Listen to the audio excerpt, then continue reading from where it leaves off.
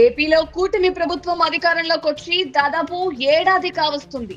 ఎన్నికల ప్రచారంలో భాగంగా ప్రజలకిచ్చిన హామీలను ఒక్కొక్కటిగా అమలు చేసుకుంటూ సంక్షేమమే లక్ష్యంగా ముందుకెళ్తోంది.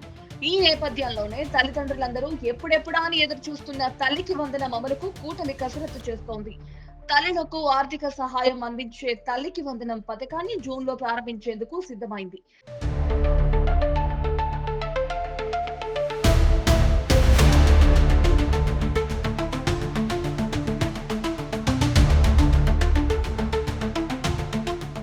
తల్లికి వందనం పథకం ద్వారా ప్రతి విద్యార్థికి సంవత్సరానికి 15,000 రూపాయల చొప్పున నేరుగా నగదు సహాయం అందించనున్నారు. ఈ పథకం కోసం ఇప్పటికే బడ్జెట్ లో 9,407 కోట్లను కేటాయించారు. పాఠశాలలు తెరిచేలోగా ఈ పథకాన్ని అమలు చేసేలా అధికారులు ప్రణాళికలను కూడా సిద్ధం చేశారు.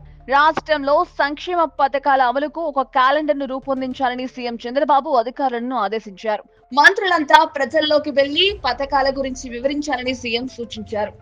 ఇప్పటికే ఆగస్టు 15 నుంచి మహిళలకు ఉచిత బస్సు ప్రయాణం కల్పిస్తామని, ఈ పథకాలకు ఎంత ఖర్చు అవుతుందో నివేదిక ఇవ్వాలని కేబినెట్ సమావేశంలో సీఎం అధికారులను ఆదేశించారు. పథకాలకు సంబంధించి వార్షిక క్యాలెండర్ ను వీలైనంత త్వరగా విడుదల చేయాలని చెప్పారు.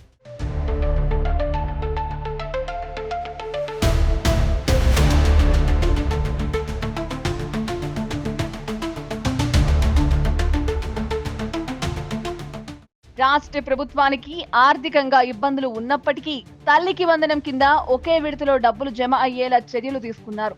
పాఠశాలలు తెరిచేలోగా ఈ డబ్బులు తల్లుల అకౌంట్లలో జమ చేయాలని అధికారులని ఆదేశించారు. దీనికి తోడుగా అన్నదాత సుఖీభవ పథకాన్ని కూడా అమలు చేసేందుకు ఏపీ ప్రభుత్వం సిద్ధమైంది. రాష్ట్ర ఆర్థిక స్థితి బాగోలేకపోయినా ఇచ్చిన మాట ప్రకారం ఒక్కొక్క హామీని ఖచ్చితంగా అమలు చేయాలని కూటమి సర్కార్ చూస్తోంది.